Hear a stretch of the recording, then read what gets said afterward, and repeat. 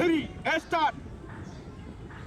তুমি প্রতিষ্ঠিত হওয়ার আগে সবাই তোমাকে নিয়ে হাসাহাসি করবে, আর যখন তুমি প্রতিষ্ঠিত হয়ে যাবে তখন সবাই তোমার পা চাটবে। ভয়েস ভিডিও এভাবে শুট করবেন। এবার এই ভিডিওর ভয়েসকে কিভাবে সেলিব্রিটিদের মতো এডিটিং করবেন সেটাই আমি আপনাদেরকে দেখাবো।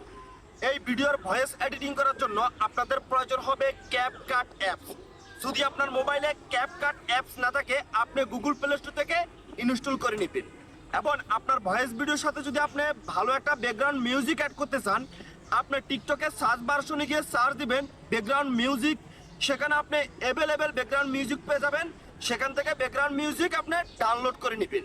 এখন চলেন ক্যাপকাট অ্যাপস এর মাধ্যমে আমাদের এই ভয়েস ভিডিওটা আমরা কিভাবে এডিটিং করি সেটাই আপনাদেরকে দেখাবো। তো দেরি না করে শুরু করা যাক। তো ভিডিওটা এডিটিং করার জন্য আমরা এই যে ক্যাপকাট অ্যাপসটা